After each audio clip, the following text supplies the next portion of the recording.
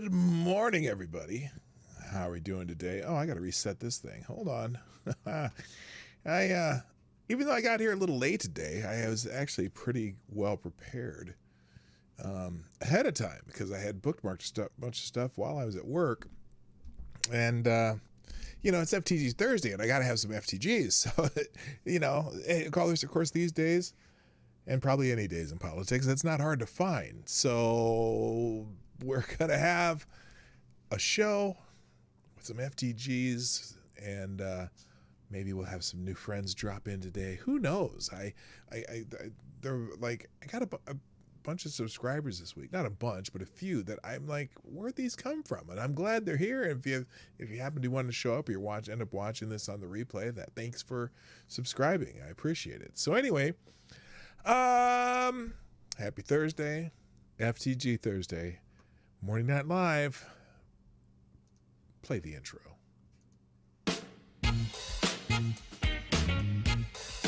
Ladies and gentlemen, coming to you live from the Lucky Dog studio in a hidden location somewhere in the upper Midwest of the United States of America, it's a brother making his own way, but with all the wrong opinions. Welcome to the Morning Night Live with your host, yours truly, PDawgKnight. Alrighty then, let's stop the music. Good morning, everybody. Welcome to the Morning Night Live. Did I cut that off? I don't know. I wasn't paying attention. Anyway, FTG to Trovo. Trovo's going on a banning spree. If you're familiar with Trovo, it's one of the streaming platforms. I wonder if I've gotten banned from Trovo yet. I don't know, because I'm not on there that much. Maybe I should check. Let's check Trovo for a second here. I haven't logged in a while, so now I'm not going to worry about it. Now I'll check it later. So Trovo's banning a bunch of people, and I don't really know why. It seems they tend to be political type channels, and maybe Trovo just doesn't want that. So who knows if I'll even keep that open. I haven't used it in a while. I do mirror everything on Odyssey. If you want to find me there, I'm at PDawgKnight there also. And, who knows? We'll see what happens. But anyway, good morning. Welcome to the Morning Night Live. I'm your host, Marty, also known as PDawgKnight on the internet. And welcome back to the Dawg Knight Channel. It is Thursday, the 23rd of September, 2021, the year that said, hold my beer. 2020 wasn't necessarily that bad, although it was. And we're just continuing the bullshit right into 2021. But, that's just how it goes. I hope you're enjoying the morning. It's a fine morning here where I live. It was a bright, sunny day. Although the weather started to change, we're starting to see leaves change. And I'm kind of excited because my mother's coming up here in 2 weeks.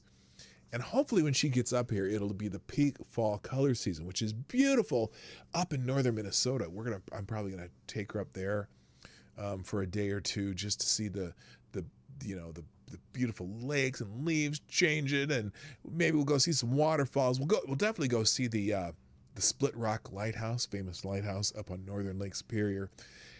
And we're just gonna chill and go up there and enjoy the beauty of the area. So let's say good morning. Wait, do you know Weebo Junes? If you do, would be useless to me for me to share on Twitter. Oh, because is Weebo the only person who follows you? I don't know how that works. Anyway, let's say good morning to who's in the chat. Wait a minute, what happened here? Jonathan Peterson was here I see, because I still have this stupid pinned comment. That's why I can't see him. Jonathan Peterson, by the way, is also first and gets the bell. Thank you for supporting the show and being here bright and early. And, that's fantastic. Also, good morning, Renee Mayette. Also, Rotten Corpse is in the house. That's kind of gross to say, but you know what? It is what it is, and it's a great Abby, too. I love that Abby. So anyway, Rotten Corpse is in the house. Also, good morning, Pincalo. Uh-oh. You are the new streetwear. Wait. I meant to do this. There you go, Pincalo, the driving ape man. It's tire change season. Get in and get yours before the early shit winter hits. Yeah, that's a good point. I just noticed that when I got my truck back that my tires probably should be changing for the winter timey. And I don't necessarily put winter tires on my truck, but I do, I try to have every couple years new tires because I don't like slip sliding away. Regardless of the four-wheel drive, I don't like slip sliding around. Anyway, Marty, run out of the way. It's now time for PDawg. Oh, morning, run out of the way. Time for you. Oh, okay, you had your morning run in. Cool, that's cool, Rotten Corpse. Anyway, yes, follow Pincalo's advice. Get in and change your tire. Check your tires before the winter comes if you're in a climate that has winters like we do. Also, good morning to Jesse Leon. Happy FTG Thursday. Good morning, Avocados Diablo, the Devil's Advocate. Also, MC's in the house. Hammer time. Nice to see you this morning. Also, good morning, Somnambule Nation. Thank you for sharing, retweeting, and all that stuff. If you see my tweet this morning, I'm doing an experiment over the next 10 days. I want everyone to retweet the show, not any of that. If you see my tweet or one of my posts on other social media at PDawgKnight, I'm all over there. Please retweet, repost, or whatever it does. Click the things that do the arrows and the circles. Whatever it does on whatever site you're on, you see me on. Oh my gosh, I'm sorry, that was embarrassing. Also, good morning to Attack Alpacas in the house, Jaeger Pony, my favorite Canadian, Special K on Acids in the house. Good morning, Aaron Meredith, Tyler F, K Show, Select a Boy. Yeah, boy. Also, Buster's Outlaws. And I'm back down to Jonathan Peterson. Now, is my chat not moving? There we go. Also, Jedi Ghost Bears in the house. Nice to see you again, my friend. And let's get into it. So I put a picture on my thumbnail. I don't know if it showed up. But I do want to see I found some great humor in this. Well, there's a couple reasons I found humor in this. So we did the story about the Border Patrol agents on horseback whipping people, right? That was the big headline the other day. They're whipping people, and then we find out that they're not whipping anybody. They were using they had what do they call split reins for their horses. Good morning, people from Canada. They had split reins for their horses, and they weren't whipping anybody, but they were just swinging them in a circle to make sure no one got too close to their horses or whatever they said they were doing it for. I guess that's the practice you do when people are too close to your horse. You whip your reins in circles so they don't get too close, but they were trying to round up all these immigrants, these people crossing our border illegally, and people were mad because they were Haitians and they were black people, and there was images of people. Well, here's what it was. It was the power of suggestion. One newspaper, El Paso Times or somebody, said they were whipping people, right? And power of suggestion, everyone sees the photograph and says, yes, they are whipping people. I can't believe they're whipping people. They're using whips. This is just let's someone used an analogy that I almost, first of all, by yesterday, everybody should have known that not a single person had a piece of leather contact their bodies, right? Everyone should have known by yesterday that the story, was a little false. Yes, they were on horseback. Yes, they were rounding people up. Yes, they were swinging their split reins around, but they were not whipping anybody. Yes, formerly Rodline, that's where we're going. Yes, Auntie Maxie is whack. Auntie Maxie pad. Anyway, so we get to Maxine Waters. And there's multiple stories on this. And I do want to show you something, though, that was interesting. So the first story I saw was, I saw it on Twitter first, right? So on Twitter, this is the story that they put out from The Hill. The Hill tweeted this, okay? Let me put it on the screen. The Hill tweeted, wait a minute, let me get this fit on the screen. Why is that off? Okay, so The Hill tweeted this. Representative Maxine Waters on treatment of Haitian migrants. Migrants? Oh, well, at least they're not saying immigrants or refugees, because they're not really refugees. I guess we're finding out that most of these Haitians had been living in Chile and have been working and living in Chile. And for whatever reason, they all decided to come to the United States at once. But anyway, she said, I'm unhappy with the Biden administration. We're following the Trump policy. What the hell are we doing here? So here's what she said. And people are already, now the tweet itself is kind of comical because listen to what she actually says.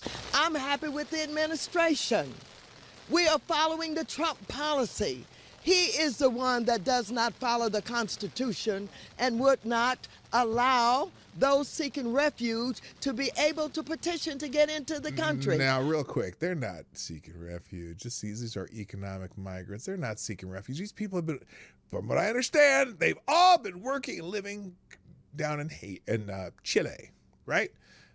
Chile. They're not seeking refuge. This is I don't know how the hell, who told them to come all at once? I still want to know. I want to know why they came all at once. I just don't know. But anyway, let's hear the rest of it. What the hell are we doing here? I'm curious. What we witnessed takes us back hundreds of years. Oh, hundreds of years. What we witnessed was worse than what we witnessed in slavery. What? What the fuck did you just say, woman? Did she say what I thought she said? Hundreds of years. What we witnessed was worse than what we witnessed in slavery. What? Wait a minute. Wait a minute.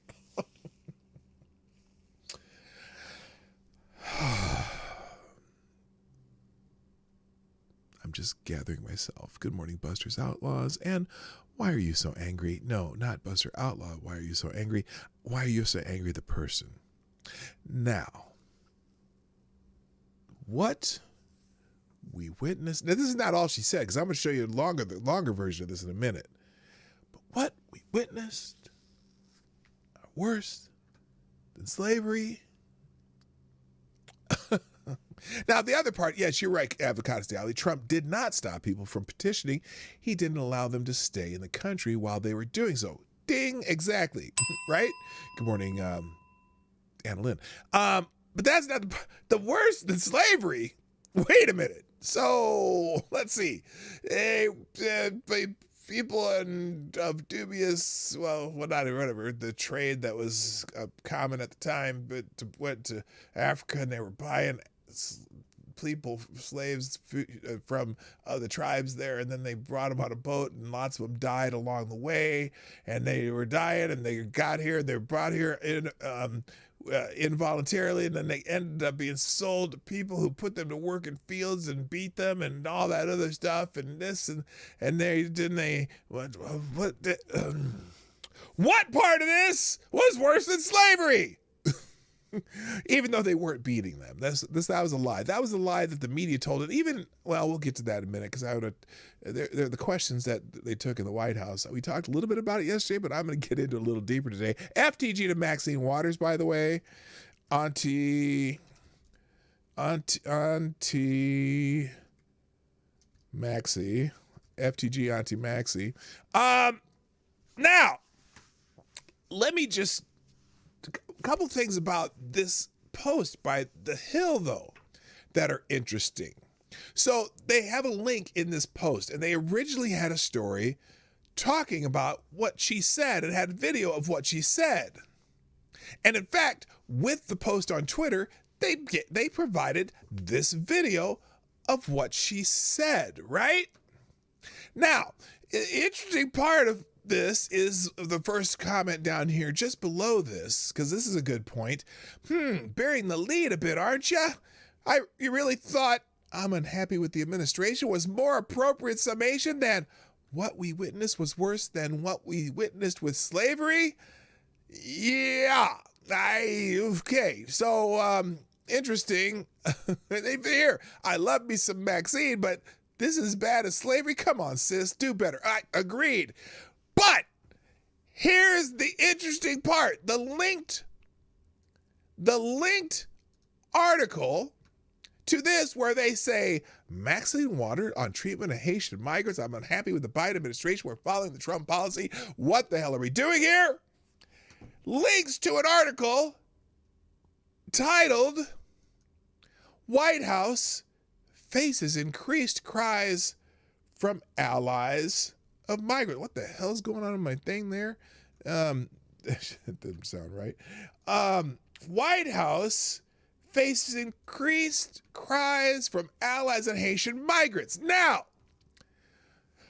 let's read this article from The Hill. Remember what the tweet was. Representative Maxine Water on treatment of Haitian migrants. I'm unhappy with the Biden administration. We are following the Trump policy. What the hell are we doing here? And she had the line that said, hundreds of years. What we witnessed was worse than what we witnessed in slavery. all right, now, that's not the whole speech, and we're going to, like I said, we're going to show that a little bit later. But the Hill's article that accompanies this, the White House is facing a growing outcry from Democrats and other allies over the influx and subsequent removal of thousands of Haitian migrants who crossed the southern border in recent weeks, as well as their treatment by Customs and Border Protection. More than 10,000 migrants, 10,000? They all just 10,000 anyway, with plans to seek asylum. Asylum from what? If you were working in Peru or Chile, whatever, what do you need to seek an asylum from? Camped out under a bridge in Del Rio, Texas. Camped out that they were held there. Hello, King of Common Law, by the way.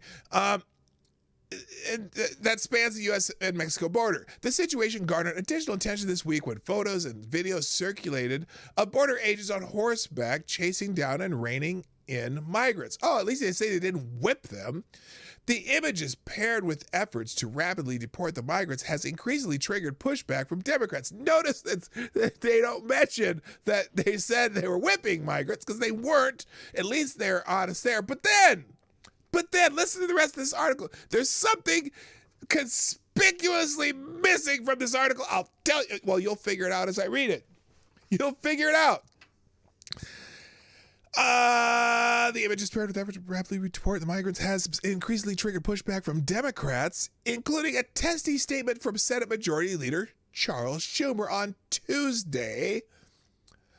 I'm told that there are 4 flights scheduled to deport from these asylum seekers back to a country that cannot receive them. Such decision defies common sense. It also defies common decency. Well, this is your administration's fuckface, by the way. FTG, Chuck Schumer. Is this it? Here it is. Here's what he said. Mr. President, we've all seen these horrible images coming from our southern border. As Haitian asylum seekers, simply to escape tyranny. Tyranny? Wait, what? Whoa. Hang on, Chuck Schumer. What tyranny are these asylum seekers fleeing? What tyranny? Now, Haiti is a mess, yes, but what tyranny is he talking about? Okay, but that's not the point here. Sorry, I'm kidding. We'll listen to the rest of Chuck Schumer, but we're gonna tell you what's missing from the article. At our doorstep with unimaginable dignity. Images of Haitian migrants being hit with whips and other forms of physical violence. This isn't the part, but I'm still saying, here, FTG Chuck Schumer. But hit with whips. Okay, that's a lie. Maybe he didn't know the truth yet, but that is a lie. From somebody lied. Somebody in the chain of, information, in the game of telephone, somebody lied. And boy, oh boy, now they're talking about it on the Senate floor. Hello, Dom O'Leary. Is completely unacceptable. Okay. This behavior. Anyway, Chuck made a statement. I don't care about that. Next up in the article. He said, I urge President Biden and Secretary Mayorkas to immediately put a stop to these expulsions. They're not being expelled, by the way.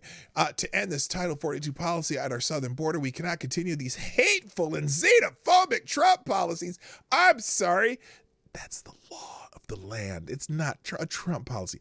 Anyway, refugee, blah, blah, blah. Next up, Senator Elizabeth Warren tweeted that the administration is focused on providing humanitarian aid to Haitians rather than deporting migrants. Yeah, whatever. Representative Joyce Beatty, Democrat Ohio, who leads the Congressional Black Caucus, urged Mayorkas to travel to the border to assess the situation and ensure migrants on the ground are receiving food, water, and other humanitarian assistance. Don't we have a border czar for that shit? Who the fuck is the border czar? Where's the border czar? Oh, wait a minute. She was the border czar. She's not in this article, but the border czar, who happens to be also the vice president, was saying that we need an investigation into this. Oh, she wants an investigation into the administration that's doing this. Wait a minute. You are the administration that's doing this. You're the border czar. Where the hell are you? Where have you been? Have you been to the border yet? I bet you haven't, you stupid. You were within 100 miles of the border, though. I know that. Anyway, next. So that's Joyce Beatty, right? She said some shit here that to assess the situation. Mayorkas on Tuesday condemned the treatment of migrants at a hearing with senators, but said the administration has no plan to stop deportation flights to return migrants back to Haiti. Kind of. Border Patrol Chief Paul. Oh, now here's a voice of reason. Border Patrol Chief Raul Ortiz. Is that a Hispanic name? Is he a Latino or Latinx or whatever the hell they want to call it? Well, don't say Latinx. That's stupid. Border Chief Raul Ortiz said Sunday that the government has moved more than 3,000 migrants over the weekend to detention centers or planes, with plans to relocate thousands more throughout the week. Now, it's funny because they're taking them on buses, they're taking them away from the cameras, and then they're letting them go with papers to say you need to appear in court, right? They're not deporting a lot of some of these. Anyway, thousands of Haitians have sought to flee the island in recent weeks after another major earthquake and presidential assassination have led to severe instability. And I understand that. I not necessarily have a problem with if there are refugees from the earthquakes and stuff, because you get a temporary status, then they bring you, and I wouldn't even care if they brought them here. But the idea that this is not what's happening. Somehow they're ending up in Mexico and crossing the border illegally rather than going through the normal refugee status, which I don't even know if we would normally take refugees on this. But we might, and if we did, I wouldn't have a problem with it, but they're not doing it the right way. Let me continue this article, because there's something glaringly missing, and you'll notice it when I stop reading this, okay? Now, Biden himself has yet to directly address the surge of Haitian migrants or the images of border agents on horseback chasing them down. Do you know why that is? Because Biden's not allowed to answer questions. Whoever they are, that the they people. Sorry, I went Biden there for a second. Come on, man. The they people.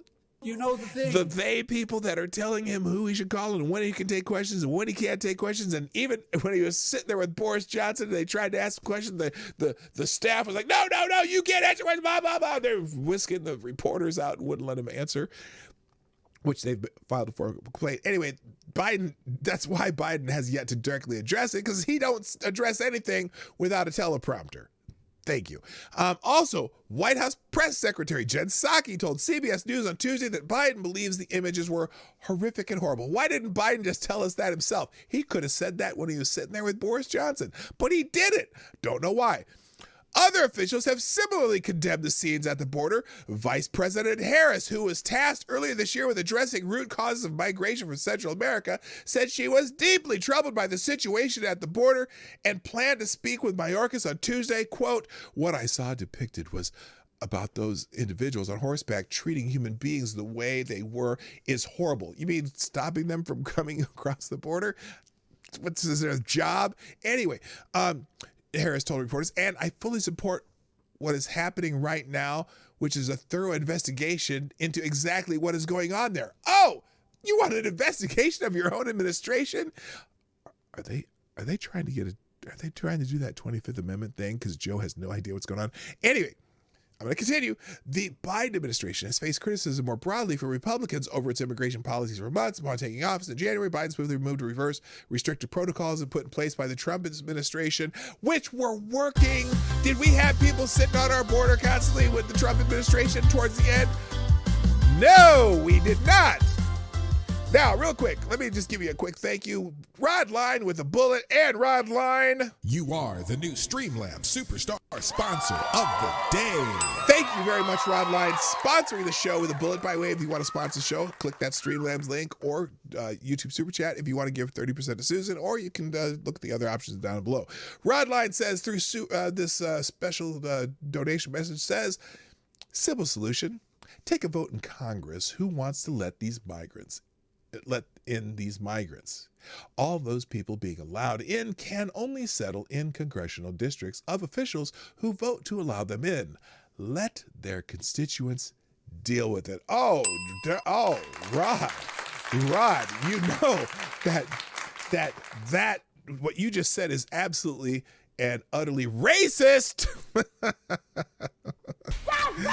Anyway, thank you, Rod Line, for sponsoring the show. You are a great American. Let me continue. Wait, why are you so angry? You out of here? Oh, I'm sorry. Have a good day, my friend. Okay, but record-setting numbers of migrants have crossed the southern border during various surges over the last 7 months. Record-setting. How could that happen? What changed that we went from a tiny trickle of barely anybody crossed the border to record-setting? You all know the answer to that. Leaving Biden administration officials pleading for patience as they implement their own policies. Or lack thereof. Anyway, the White House has been forced to go on defense over the handling of Haitian migrants just one day after it said it would raise the refugees emission caps to 125,000 in fiscal 2022, meeting a target Biden set during his presidential campaign. With the world facing unprecedented global displacement and humanitarian needs, the United States is committed to leading efforts to provide protection and promote durable solutions to humanitarian crises, to include providing settlement for the most vulnerable. State Department spokesman Ed Price said in a statement Monday.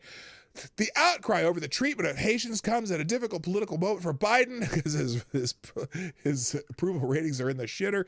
He's worse than Trump right now. Anyway, who saw his approval ratings? Oh, that's what they said. Who saw his approval ratings sink since August in the face of bipartisan criticism on the way the way the U.S. withdrew troops in Afghanistan. Now, that is the end of the article.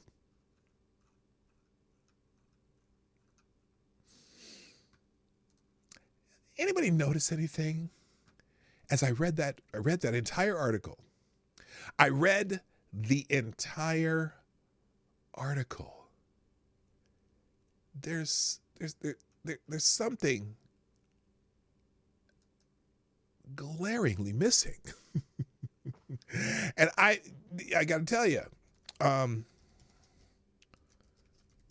that wasn't missing. Oh, but it wasn't missing when I saw the article the first time. See, there was a tweet, right? I said there was a tweet that accompanied it, and it was a tweet that was about, how long ago? It was 3:46 p.m. yesterday, and I saw it at about 4 o'clock yesterday, and I immediately clicked the article just to see what it was, to see if I wanted to bookmark it.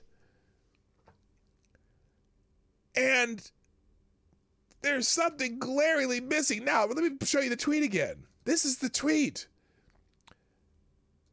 Representative Maxine Waters on treatment of Haitian migrants. I'm unhappy with the Biden administration, blah, blah, blah. We're following Trump policy, blah, blah, blah. What the hell are we doing here?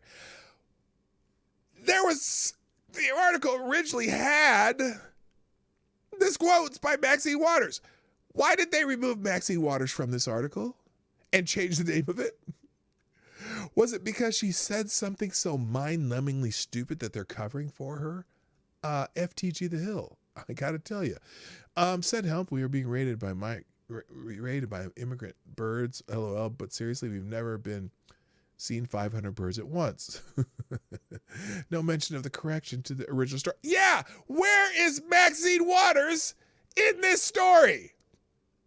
Where'd she go? What?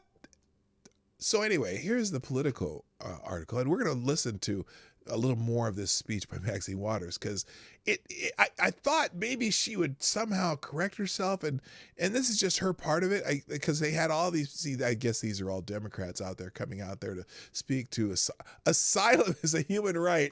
These people aren't seeking asylum. Now maybe some are, but that's not the process. Honestly, you'd almost have to seek asylum in the nearest place you touch land, and I don't even understand why they're not going to Florida. Well, how'd they end up in Texas?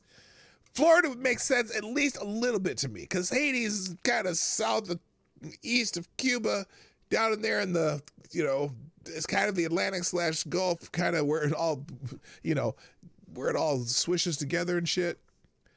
How are they getting to Mexico? How do they get to the Texas border? I'm still confused. No one's actually answered that question proficiently, although I know they say some of them are coming from Chile. And why 10,000 at once? Not from the earthquake. I'm sorry. That is not what happened. The earthquake was what?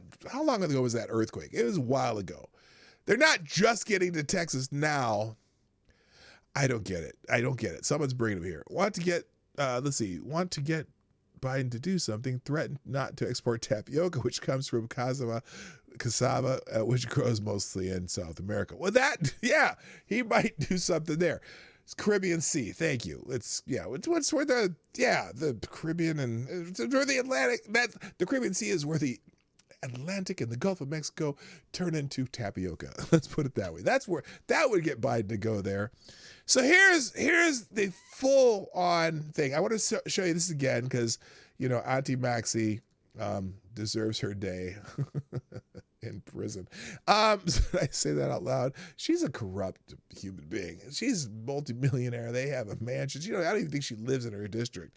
Anyway, here's the co-chair of the House Caribbean Caucus. Okay, here we go. The Honorable Maxine Waters. The co-chair of the House Caribbean Caucus. She said Caribbean Caucus. However you prefer to say it. It's tomato, potato, and all that shit. No one says potato, though. Anyway, here it comes. Here's the whole thing. This is rich. Bring her comments at this time. Congresswoman Waters. Thank you. I want to thank Yvette Clarke, and I want to thank Ms. Beatty, for the leadership that they're providing on this issue. I'm pissed. I'm pissed. She's pissed. She's mad. She's mad as hell. Auntie Maxie's mad. I'm unhappy, and I'm not just unhappy with the cowboys who were running down Haitians and using their reins to whip them. I'm happy with the administration. I'm unhappy with the administration. It's a very important distinction. She's not just mad at the cowboys who were using their reign. At least she didn't lie and say they were using whips, because the original story said they were using whips, actual whips. And so she knows she's going to get caught on that lie. But again, she says some stupid shit here. We are following the Trump policy. No, you're not. We're not following the Trump policy. That's the problem. We're not following the Trump policy. In fact, as soon as the new administration came in, they said they're not going to follow the Trump policy because otherwise they would be having people wait for their court dates in Mexico before they cross. And I don't even think the president of Mexico is happy with what Biden's doing here. But basically Biden said, hey, come on down. You're the next contestant on cross the border and don't get in trouble because we'll just give you some papers and say, show up in court when you can show up for this court date. Here's your papers. And then just letting people go. But anyway, let's keep going here. We're not following the Trump policy. That's the problem. He is the one that does not follow the Constitution. Oh, really? As far as immigration, what's the Constitution say about immigration? I think the president of the United States is the one who gets to. I think he did. I think he did follow the Constitution on immigration, and he followed the laws too. I think, but that's who knows. Haiti is equally as far from Colombia as it is from Florida, and getting to Colombia is easier, so they take that route, then finish over land. Well, there you go. Thank you, Advocacy. I wasn't really sure about that, but I know that a bunch of these people, they say were working in Chile. So, and here's the thing. Asylum, Colombia, you're in a country where you can seek asylum or refuge from your earthquake. And then it's easier to get back from, it's certainly easier to get back from Colombia than it would be from somewhere north of Texas. Anyway. Oh, hang on. And would not allow those seeking refuge to be able to petition to get into the country. No, they could petition. They just had to stay there until the petition was decided. Like Advocacy said that earlier. Oh, my goodness. What the hell are we doing here? What we witnessed takes us back hundreds of years. Does it now? What we witnessed was worse than what we witnessed in slavery. Oh, no, that's funny. Watch this woman. I'm going to run that back. Because watch this woman. Her face gets serious after she said they're having a good old time chatting away back there. What the hell are we doing here? What we witnessed right here, takes us back hundreds of years. What we witnessed was worse than what we witnessed in slavery. Cowboys. She said what? With their reins. Her face. She heard she said. And she's like, what the hell did she just say? Where's the slave? Oh, I never watched this guy back here, too. Let me see what his eyes do. Because this is... in slavery. Cowboys with their reins again whipping black people, and they weren't whipping Haitians, into the water where they're scrambling and falling down when all they're trying to do is escape from violence in their country. Wait a minute. How are they escaping from violence in their country if they're in Mexico right now? It seems to me they've already escaped violence in their country. They're not, we don't have a border with Haiti. So they're not escaping violence in their country. What the hell are you talking about, woman? But anyway, listen, though. She doubles down on this slavery thing. Listen to this. Yes, it is unfortunate that it is the poorest country in this hemisphere. It is unfortunate that they have no stable government right now. It is unfortunate that they've had to live through earthquakes. I've been working with Haitians for 30. So, okay, it's unfortunate. If it's unfortunate, then why are they here? I get it. I know why they're here. I understand people want to live a better life. I'm not so cold-hearted that I don't understand that. But this doesn't make sense. Hello, you're a ridiculous lunatic. Hello, Jim Beam. Welcome. And Spud Gun, too. 30 years. But here she goes again. I've been working through 2 coups d'etats. I went to the Central African Republic, and I brought back Aristide after he was exiled into the Central African Republic. Okay. They have always been between Canada and France and the United States treated worse than anybody else. And so, yes, we are here and we're organized and we're saying to the president and everybody else, you got to stop this madness. Listen to this. And I want to know in the first place, who's paying these cowboys to do this work? Who is paying these cowboys to do this work? I believe the United States federal government. They are federal government employees. They are Border Patrol. That's what they... Oh, my God, woman. Who's paying these cowboys? Hello, Ken Lee. Hello, Renovaccio. And hello, Lunatic. Nice to see you. But listen. They've got to be gotten rid of. They've gotten to be stopped. It cannot go on. And so I thank all of you for being here today. Write the story. Tell the story about what is going on. And let people know that they're trying to take us back to slavery days. What? What is going on? And let people know that they're trying to take us back to slavery days and worse than that. And they're trying to take us back to slavery days and worse than that. You know, I got to tell you something. This is the Biden administration, right? Now, Joe Biden himself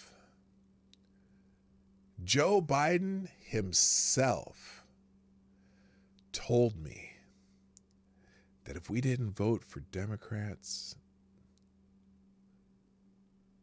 well, the people who are not Democrats, the not Democrats, here's what Joe Biden told us in a wise move several years ago. They told us if we didn't vote for the Democrat, they gonna put you all back in chains. Remember that?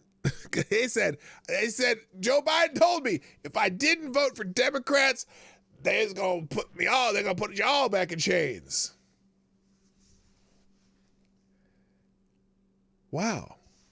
Maybe he's right, according to Maxine Waters. Maybe he's right. I didn't vote for Democrats, and now they're going to put us back in chains. Oh, good God. Oh, good God. I can't believe it. Thank you, Black Hebrew Israelite. That's right. Who dropped a bullet in the tip jar. Thank you, sir. Saying, and by the way, you are the You are the new Streamlabs Superstar Sponsor of the Day. Black Hebrew Israelite says, I realize that the black community is fucked because the black community is led by low IQ black women. Yeah, I said it. That's right. Like Tommy Sotomayor points out, all they do is fuck, fight, and twerking. Not in that order. That's right. Repeal the 19th. That's right. I'm just going to disavow that for the moment, just because I probably shouldn't personally be saying that. But that is your opinion, and you are absolutely entitled to it. And I appreciate your sponsorship of this show. Thank you very much. I appreciate you. And welcome, by the way. I didn't see you pop in, but now you are here, and we're all much better for it. I'm just saying, and now I'm curious. Oh, I wonder why the Hill changed their article. So anyway, if you want to see that, fresh hell again, it will be in the tab after the end of the show. By the way, all the things we review on the show end up in a single link in the description down below. In the second paragraph, there will be a link called a one-tab link where I will post all of these. And like I said, if you want to see that, if you want to see it again, it'll be there. But it usually happens during the outro. I update the links in the tab, and then and usually by the end of the outro, it'll be ready. So I will notify you when that happens as the outro is playing. All right, let's move on, because that's some dumb shit. Not necessarily move on completely, but we are going to move on. Well, that subject's going to go away. This was an interesting little thing I saw on Twitter this morning. So, and this is the world that we're about to live in. And I don't even know. This is there's going to be some random stuff, but this seems to be a McDonald's somewhere, somehow. Don't know where this McDonald's is. It might be a little loud, so hold your ears. Good morning, Mike Savage. Blarg.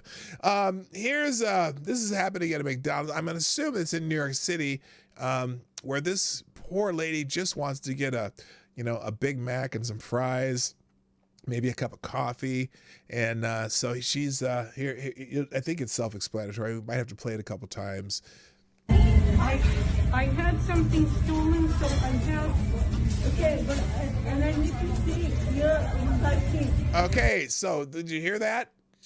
Poor lady sitting there. I think I had something stolen, and I can show you this. And this McDonald's manager is saying, no. Need to have something about the vaccine. I gotta think this is in New York City. I had my vaccine. This is a very serious problem. You have a very serious problem. I had my vaccine. You can call my doctor. Yeah, poor lady just gets denied at McDonald's because she doesn't have a vaccine. Excuse me, a jab, a Fauci juice, or the punch, or the whatever else you want to call it. Yeah, my God. I just found that fascinating. That's the world that's where the world's going to. By the way, did we talk about the black people not liking that? The Black Lives Matter people a little salty about that because of oh yeah, we did it yesterday. If you watched, go watch the show from yesterday. All right, let's move on. But you know what? I don't necessarily need the FTG McDonald's, but FTG New York Mayor de Blasio. There we go. FTG. Oh, I put May. That should be mayor. Anyway, FTG de Blasio for that bullshit. Let's see. Enrolling for, oh, this is one of the responses. Enrolling for kindergarten. Shot record, please. Going out for sports. Shot record, please. Proof of physical. Traveling abroad requires shot record and passport. College enrollment requires shots, previous grades, and proof of residency. Get over yourself. Well, here's the problem, lady. Here's the problem. Yeah, shot records for things that may be dangerous, I guess. But you don't need a shot record to go to fucking McDonald's. Where if they've ever asked you to go into a business, you have to prove your medical advice, right? And here's the other thing. And I got this the other thing. We were talking about the vouchers used for kids, right? And there was someone at the FDA? So there's someone at the FDA who even said that there's probably, people should be able to determine what's more of a risk, the side effects from the juice versus the probability of a kid getting sick and being hospitalized, because it's such a low danger to kids under the age of 17. And that's using the CDC's records, the CDC data. Only, what did they say? I think it's 400 over the almost 2 years, 400 children have died, right? From the coof. And I think it's like 100% of them had comorbidities. But for the most part, kids do not get it or severely. And kids do not carry the viral load. They say if you go through the CDC, it says kids are not giving it to each other because they don't carry the viral load. They're getting it from adults. And now adults older than 60 probably need the Fauci juice. But the fact that they're spending so much time trying to get this approved for kids younger than 17. Well, they already got it to like 12 and up, and now they're apparently the FDA are going to approve it for kids 5 to 11. Which how are they doing this? There are no long-term trials. It's maddening for something that has such a little probability of major health issues in children. Why aren't they focusing? They say, oh, Biden administration is going to send 500 million doses to, the ether around the world, right? And I'm sure all those places they're going to send it, these low income. Remember he said middle and low income companies? That was countries. That's kind of stupid. What's a middle? I said this joke yesterday on Monkey Show. What's a middle income country? Is that like a country in the suburbs? I don't know. But anyway, they said they're going to send all these. They're going to send all these doses, right? They're going to send all these doses around the world to these low-income countries. How many of the so-called low-income countries, if they're poor countries, do they have the means to ship them at the temperatures that you need to keep them at to use them? How's that going to work? If they're poor countries. Because you got to keep it at especially the Pfizer Fauci juice, right? It's got to be kept at like some major sub-zero temperature. It's just, this whole thing's so stupid. Anyway, yeah. So there you go. You need a stab card to go to McDonald's. Oh boy.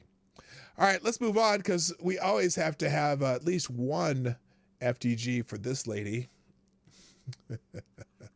Psaki blames Prime Minister Boris Johnson for Biden refusing to take questions in the Oval Office. So if you didn't see this yesterday, they had this little, you know how they do the meet and greet in the Oval Office. They're both sitting in chairs, and usually the two world leaders, whoever they are, take questions from the press corps that's there, right? Well, if you didn't see this yesterday, they didn't show. Are they show? I want to show the. Oh, they don't have the video of that. Well, anyway, so what happened was, let me just read this. White House Press Secretary Jen Psaki. By the way, let's just get this out of the way. It's almost a prerequisite on FTG Thursday to have an FTG for Jen Psaki. So there we go. Let's just get it out of the way. She blamed Prime Minister Boris Johnson for President Joe Biden's refusal to take questions yesterday while the two leaders were in the Oval Office. The White House press pool filed a formal complaint against Biden yesterday after he refused to take questions from American reporters, which came after Johnson took questions from British reporters. Now, not to criticize the Daily Wire too much, but that is 100% false. Okay? That is 100% false. That's not what happened. Okay? Biden started to answer the question that the reporter asked him. His handlers, the White House staff began shouting down the reporters, even shouting down the president himself, who should have said, "Would you all shut the fuck up? I'm trying to answer the question." But he didn't, because he's not really there. But a reporter, Johnson took a couple questions, and then the American reporter one American reporter asked Biden a question, and he was answering the question while his staff was yelling and screaming at the reporters, "You got to go, that's it, no, blah, blah, blah." Well, and Biden's in the middle of the sentence, so the reporters couldn't hear the answer. The White House press pool filed a formal complaint against Biden yesterday after his staff refused to allow him to finish his answers, the accurate statement from reporters, which came after Johnson took questions from British reporters. CBS News reporter Ed O'Keefe asked Psaki what her understanding was about why the prime minister in the American Oval Office called on a British reporter, and then when American reporters tried to call on the American president, we were escorted out. They weren't escorted out. They were shouted down and pushed out. It was terrible. Anyway, Psaki responded, well, here's her stupid response because, because she's, Jen Psaki. And what is your understanding of what transpired in the Oval Office yesterday when we were all in there trying to hear from the president and the prime minister? Which aspect? Well, the British prime minister. Which aspect? Oh, and because they know she knows exactly what they're talking about, because those reporters went straight to her office, started getting to the questions, started yelling at her about it, filing a formal complaint. Now they're at the press conference, and she's pretending not to know what the fuck they're talking about. She's so full of shit. Here, let me start over so you can hear the whole question again.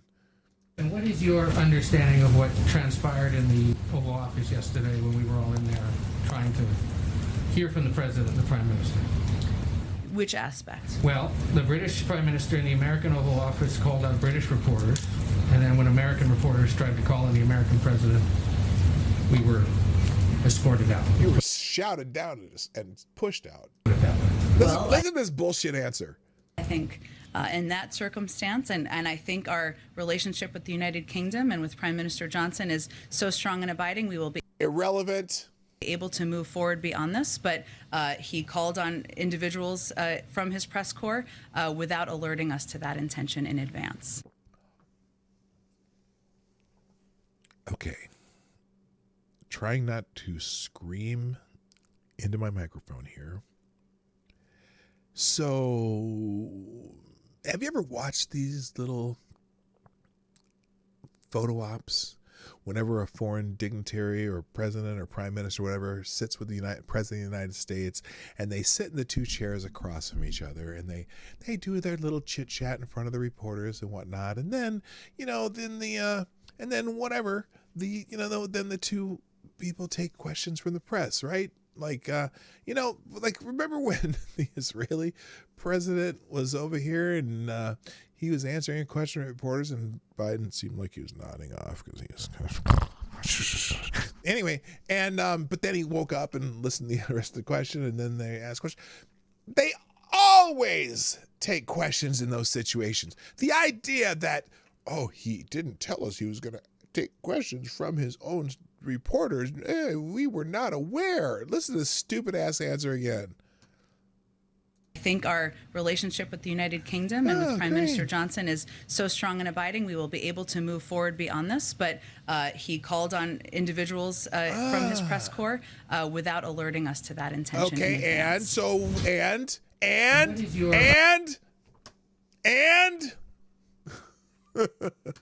they didn't put any more in this here. Good morning, ham and beans. Biden got censured by the parliament. First president ever to get that. Oh, I know. Isn't that amazing? And good morning, Thomas Cleaver. Kapow! And also good morning, The One Who. Nice to have you here. Oh, what a shit answer she gave there. She's so full of crap. It's amazing. Understanding. Whoops, hang on. Let's say I want to escape. And anyway, so the entire editorial component of the U.S. pool went immediately into genocide. This is what happened. The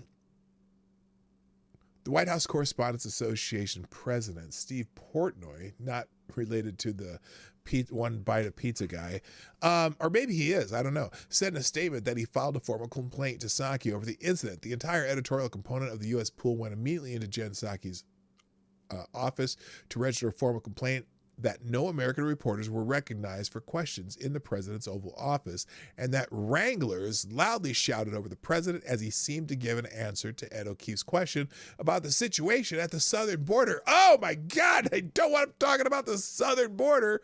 He probably doesn't even know what's going on. The statement said Biden's answer could not be heard over the shouting. Psaki was unaware that the incident had occurred and suggested that she was not in a position to offer an immediate solution. The statement continued, well, but since they came in to do a formal complaint, she probably knows what happened. Anyway, worth noting that Biden ran for office promising to restore democracy after 4 years of Trump. The Washington Post's Ashley Parker responded, but today it was the British leader, not the American one, who spotlighted a key tenet of a flourishing democracy: respect for a free press by taking questions from his press corps. Is the relationship between the American press and the American president beginning to sour a little bit? Are they finally figuring it out? Unbelievable. That answer, it was terrible. It was a terrible answer. FTG Jen Psaki. Okay, now let's see what else I got here. Oh no. So, here real quick, by the way, these are in random orders for the most part. We have our first school district in California to do what we think is going to be happening around the country a lot, and I think is actually absolutely unnecessary given the constituency. Oakland schools become the first in Northern California to mandate student Fauci juice. Now,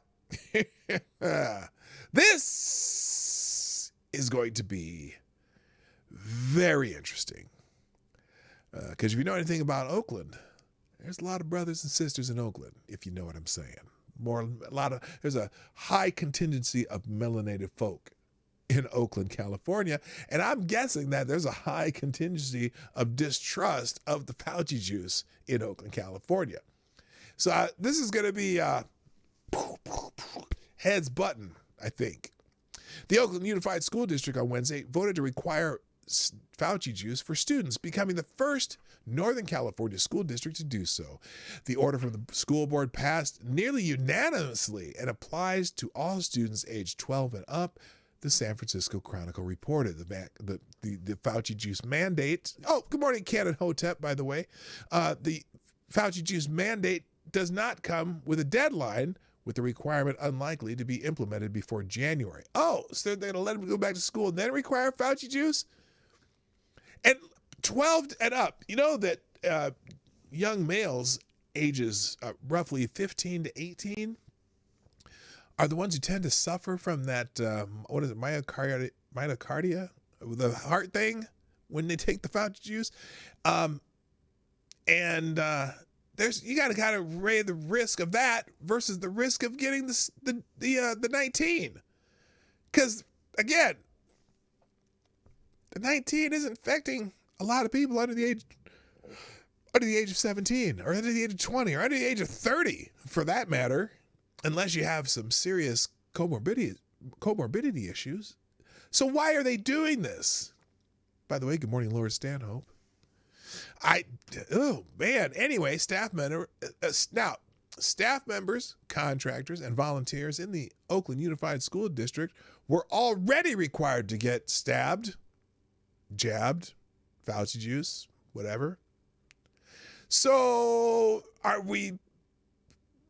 is this one of those cases where we're juicing up the kids to protect those already jabbed, stabbed, the vaccinated, whatever? Myocarditis. Thank you. I couldn't think of how it was good. And hello, infamous one. And the one who. Good morning. Anyway, the majority of the school board agreed that the jab mandate would help prevent disruptions in in-person learning. Really? So, like, as if last year never happened. Through the dissenting board member, Mike Hutchinson, argued that the decision should be left to lawmakers, the Chronicle reported. A group of state lawmakers on Wednesday sent a letter to East Bay school boards calling on them to enact Fauci juice requirements. The idea of local school boards across California deciding what's required for jabs to enter into school scares me, said Hutchinson. It should have scared the hell out of everybody. The failure of action is actually from the state representatives that sent this letter, he added. It's their failure of action why we're in this situation. Why haven't they introduced legislation in Sacramento which would provide a real solution to the problem we're facing? Earlier this month, the Los Angeles Unified School District voted to require all eligible students to get fully jabbed against stupid 19 by early next year. The science is clear. Is it though? Do you have data to back that up? The science is clear? Really? It's clear oh my God. Jabs are an essential part of protection against stupid 19, said Interim Superintendent Megan Riley. The stupid 19 jabs are safe, effective, and requiring eligible students to be... Okay, listen to this. You notice there's kind of a... it's kind of, when they have cults and they all have to chant the same thing? The COVID-19 vaccines are safe, effective, and effective. Really?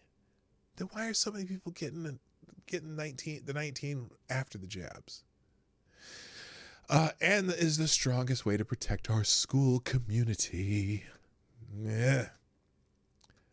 Anyway, thank you, Rodline, from the YouTube Super Chat side of the world, who says, hell no, I'll homeschool before I give my 9-year-old that. Yeah, the FDA is pushing to get that.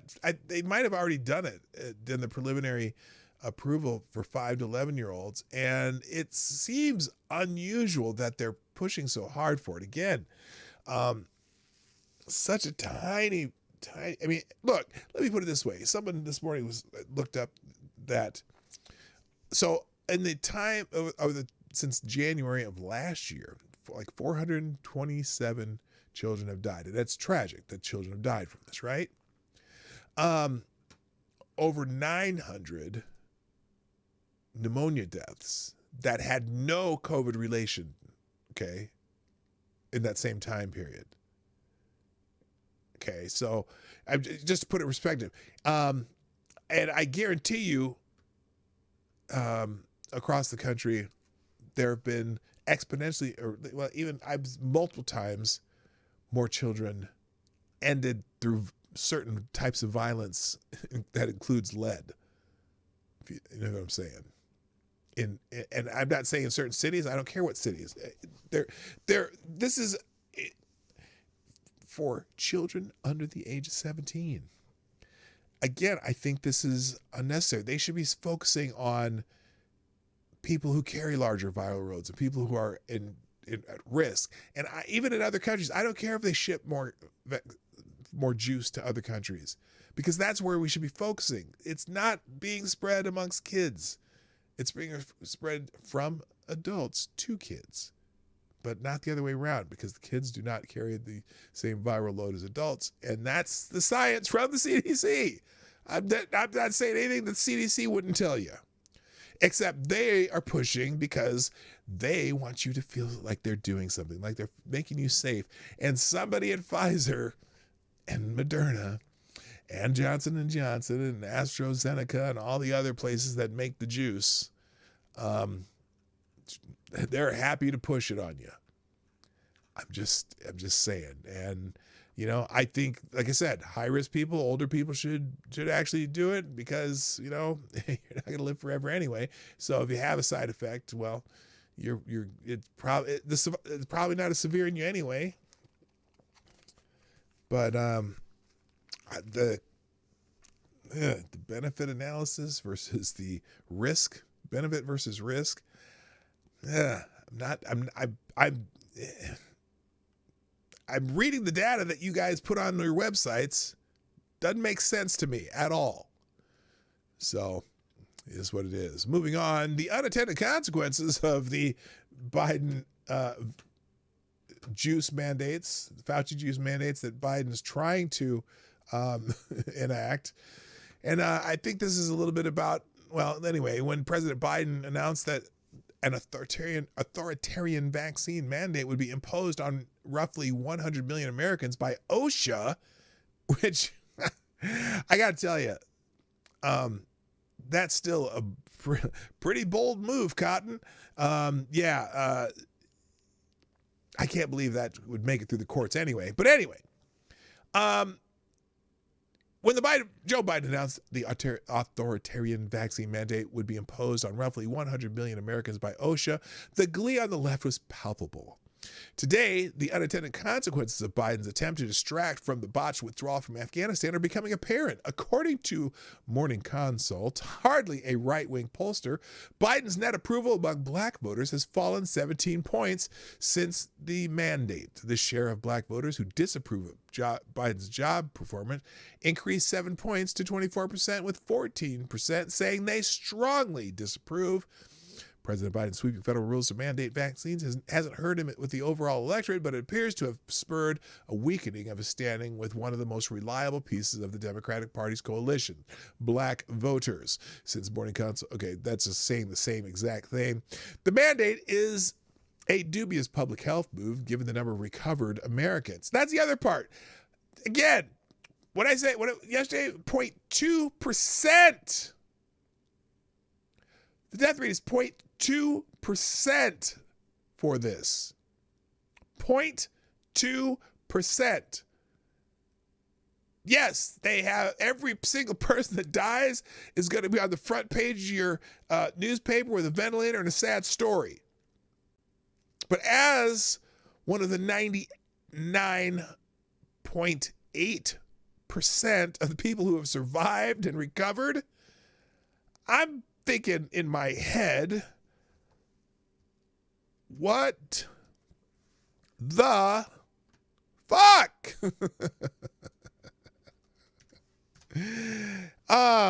Anyway, the mandate is a dubious public health move given the number of recovered Americans. It could also prove to be a catastrophic political move. Democrats are already concerned about shifts in the Hispanic vote towards Republicans in 2020 and the recent California recall. While there might not be a similar shift in the black vote, all they have to do is stay home in 2022 to kneecap Democrats. Even Morning Consult notes that Democrats are suffering from the enthusiasm gap.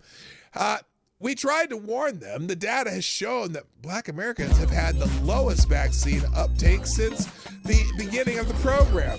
All the corporate media talking heads need to do is look at the data from the CDC. Even today, the percentage of eligible black population fully vaccinated is 7% lower than the closest group, which is Hispanic Americans. Thank you, the one who says, what does that say? Okay.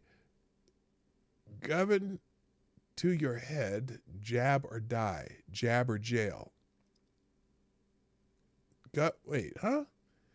Can you type that out in a language I'll understand in the chat? Don't do another one. Thank you for sponsoring the show, by the way. Just type it out again in full so I know exactly what it says, because I'm not following your abbreviations. So just type it out in the chat and I'll read it from the chat.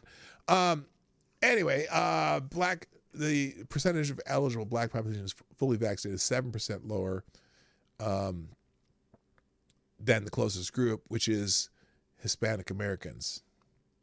Let's show the CDC. Of course, the unimpressive numbers of the left-wing clerisy are not at all curious. They dutifully regurgitate the proved narrative that the unvaccinated were ignorant Trump voters in red states.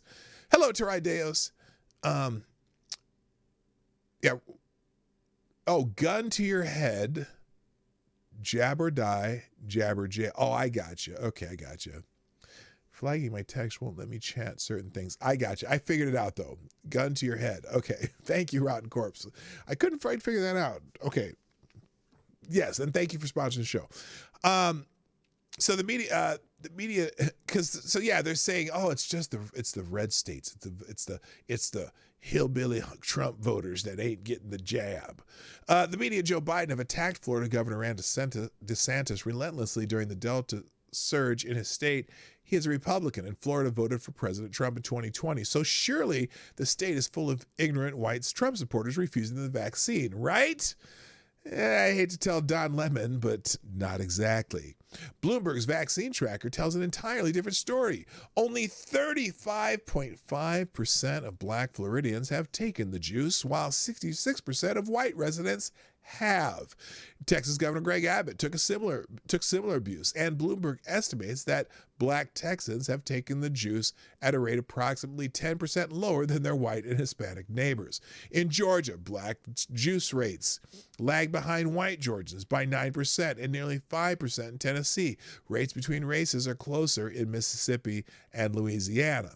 When you consider the percentage of the black population that is not jabbed, the breakdown from Morning Consult becomes even a bigger problem. Keep in mind, approximately 70% of black Americans are not fully juiced, and only 34% have taken an initial dose, according to the CDC. There are also more significant declines among black voters in their view of Biden's handling of specific policy areas than the decline among all voters. He is 5 points underwater with black voters on his handling of immigration and barely making 50% on foreign policy and national security. As Barack Obama reportedly said, never underestimate Joe's ability to fuck things up. Well, somebody gets it. All right. Let's see. I got 12 minutes left. All right. We'll get through this. I have a little, I don't have as much as I thought I did, so we'll be there. Who do we give an FTG to for that, though? I don't know. Gun, super chat won't allow a gun. Ah, I see. It's against my religion to take experimental medicine. These assholes can get fucked. Thank you for the chuckle there, People's Front of Canada. I got you. All right. Let's see here. What else do we got? Now this article, I haven't read the whole thing, but it just made my head explode because of, one, because it's The Guardian meddling in U.S. politics and legal dogma. I don't know who Lawrence Douglas is. Maybe it says at the bottom here. Let me see if they say who Lawrence Douglas is. They don't. I don't know who Lawrence Douglas is, who writes for The Guardian. You read 11 articles in the last year. Okay, I don't care. Lawrence Douglas is the author most recently of Will He Go? Trump and the Looming Election Meltdown in 2020. He is a contributing opinion writer for The Guardian US and teaches at Amherst College. Okay, so this is, this guy's, he's an ivory tower guy writing about the Supreme Court, and this is kind of maddening. Okay, here's his opinion. To protect the Supreme Court's legitimacy, a conservative justice should step down. All right, real quick, let's just take care of something. At the beginning of this article, FTG, Lawrence, Douglas, and honestly, sir, get fucked. Hello, Mr. Yes, nice to see you. Listen to this. This is some bullshit, because this is not what happened, at least as far as Mitch McConnell's reasoning when these things happen. Listen to the first paragraph here. This is the subheadline. If presidents do not get to replace justices in an election year, then Coney Barrett's confirmation is illegitimate.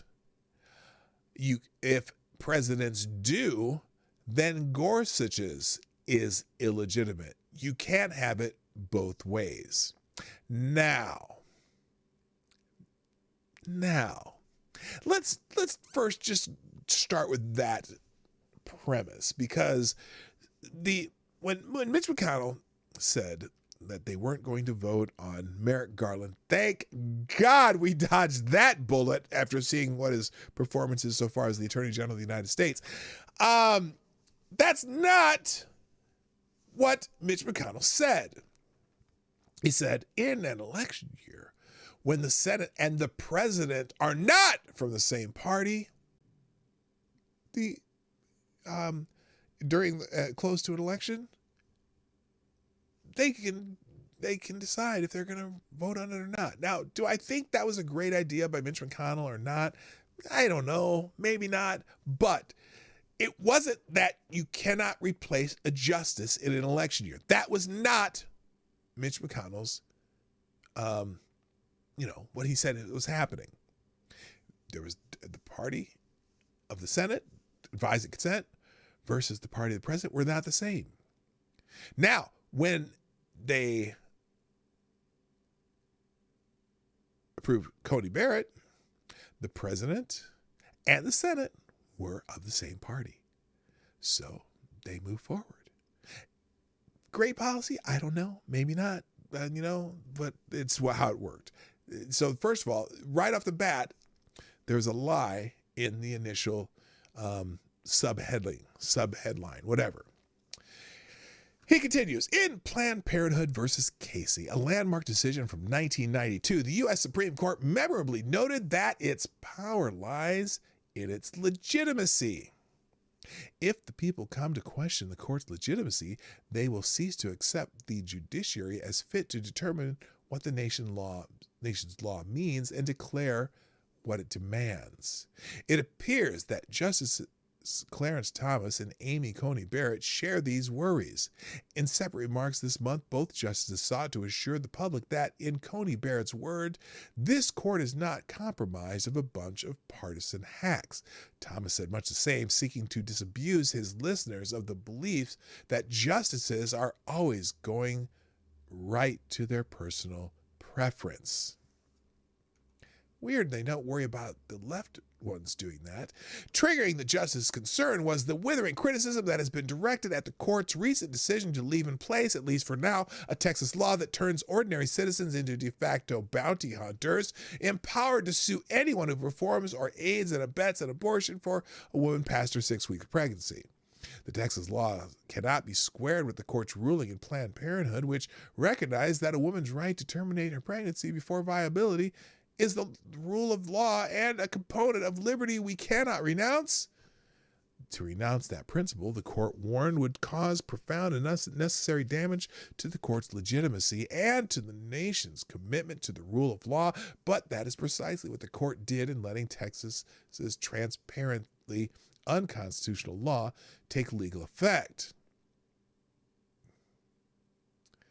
Well, by not making it go through the courts in the proper way, I suppose if you know how they would do this in the past, maybe that's true, but still allowing it to go through the courts, I don't know. That's all they said. They didn't shoot down the law. They didn't make a decision on it. They didn't they didn't hear anything on it. Anyway, but far from recognizing or examining their own role in contributing to the erosion of the court's legitimacy. Really? Why is that? Because they make decisions you don't like? The two justices turned to other precincts to assign blame. It's the media, Thomas, whined that are destroying our institutions. This from a justice who dissented from the court's refusal to hear Trump's challenge to a Pennsylvania state court decision that extended the deadline of the receipt of mail-in ballots by 3 days. Thomas acknowledged that the volume of mail-ins at stake had no material bearing on the outcome of the Pennsylvania race. All the same, he was prepared, in a stunning display of either partisanship or tone deafness, to have the Supreme Court, scant weeks after the January 6th insurrection, offer tacit support to Trump's attack on the 2020 election results. And in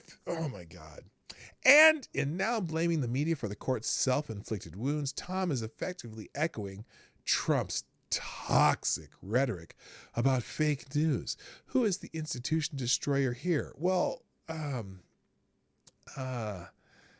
who's the ones whining about the legitimacy of the court? Is this a news outlet saying that, questioning the legitimacy of the court? Don't you, pot kettle? Alas, Justice Coney Barrett joined Thomas in attacking the press.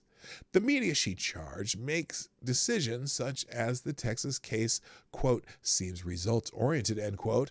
It is worth noting that the justice made her remarks at the McConnell Center at the University of Louisville with Senator Mitch McConnell, the center's namesake, in attendance. It was McConnell, of course, who had, in the wake of Ruth Bader Ginsburg's death 6 weeks before the 2020 election, pushed through Coney Barrett's nomination in transparent violation of the very justification he had offered 4 years earlier to deny President Obama the right to name a justice to fill the court vacancy that ultimately went to Neil Gorsuch.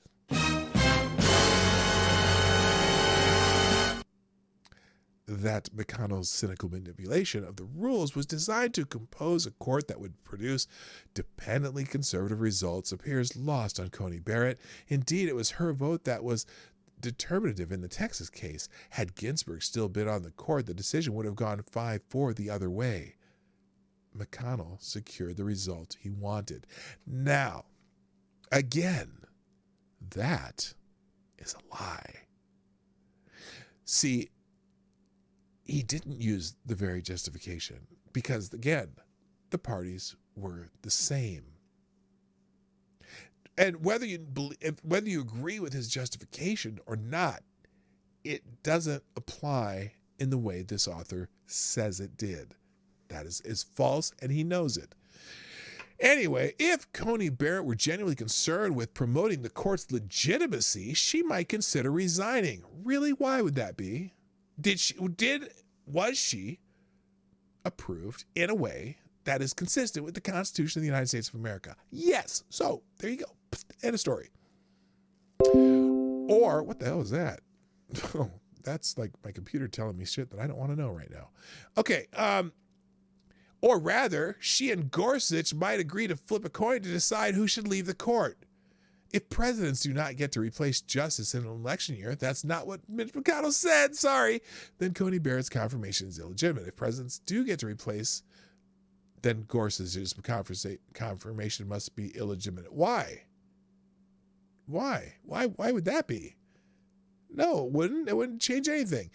You can't have it both ways, not if you believe that the composition of the court should be a product of a principled process. Sorry, it was. Hello, John Connor, and also Tex AG. How you doing? And just as we might hope that a person who, through no fault of their own, has come into possession of a good not rightfully theirs. What? They're grasping at straws. Would return that object. Coney Barrett and Gorsuch could do the right thing for the nation by agreeing that one of them should step down. Yes, because they're not going to be exactly what we want, we think one of them should agree to step down. Fuck off. Clearly this isn't going to happen, right? It's not, and that's a good thing. Yet it would powerfully bolster the legitimacy of the court, the very composition of which smacks of illegitimacy. Gee. So now the composition, notice he doesn't say the composition of the court smacks of illegitimacy. Really? So you're never, ever allowed to have more conservative justices than you are liberal justices. Is that what you're saying? That makes the court illegitimate automatically? Wow. Yeah, you can miss me with that nonsense. Sorry. All right, we have time for one more. Let's see. Let me pick a good one here that does.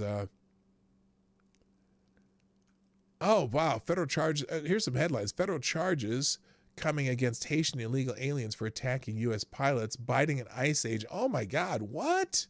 Okay, we're gonna read this one. I wasn't gonna do this, but let's do this one. I gotta fit it on the screen real quick. So apparently, I guess they are sending some people back. Federal charges coming against Haitian illegal aliens for attacking U.S. pilots, biting ICE agents, according to reports. Haitian illegal aliens who were in the process of being removed from the United States after they broke U.S. federal immigration laws allegedly attacked U.S. pilots and several immigration and custom enforcement ICE agents, including biting at least 2 agents. Federal assault charges will be brought against 2 Haitian migrants after they bit federal law enforcement officials on board a deportation flight. So they are deporting some of them. When the plane was taxiing to the runway, how the fuck did they get? Oh, the law. Okay. The Washington Examiner reported on Monday a flight was set to depart Laughlin Air Force Base at Del Rio at 8 a.m. local time. It was heading toward the runway when it was forced to return to the gate because of a disturbance on the plane. 2 of the passengers left their seats and attacked an ICE agent or an ICE officer. Senior law enforcement official told the publication that the Haitian illegal aliens lost it after they learned that they were being flown back to Haiti after they broke U.S. immigration laws. The report said that the U.S. federal government was forced to cancel another flight on Monday because the illegal aliens were being disruptive and not complying and were fighting personnel on the plane. NBC News reported on what appears to be an entirely separate incident in which the illegal aliens allegedly attacked pilots and injured 3 ICE agents. Haitians deported from the U.S. on Tuesday assaulted pilots on board one of the flights when it arrived in Port-au-Prince and injured 3 U.S. immigration officers, NBC reported. The men assaulted the pilots of that plane who work for a government contractor licensed to fly deportation flights for immigration and customs enforcement, while the families were still on board. 3 ICE officers were also attacked on that plane, each suffering non-life-threatening injuries, the source said. Well, that's not cool. Wow. Anyway, wow, felons committed more felonies. That's news. Yes. Shocker. Yeah, it's interesting because they assaulted them when they found out they were going to be going back to Haiti. They must really hate it there. I'll be here all week. Actually, I won't. I've only got one more day. Oh, programming note. Well, I got you here since you're all here and bright-eyed and bushy-tailed. I am going to be doing a trail stop stream on Saturday, and our friends are going to come. I can't. Oh shoot! Laura told me who was coming. Let's see. Hang on a second. Let's see.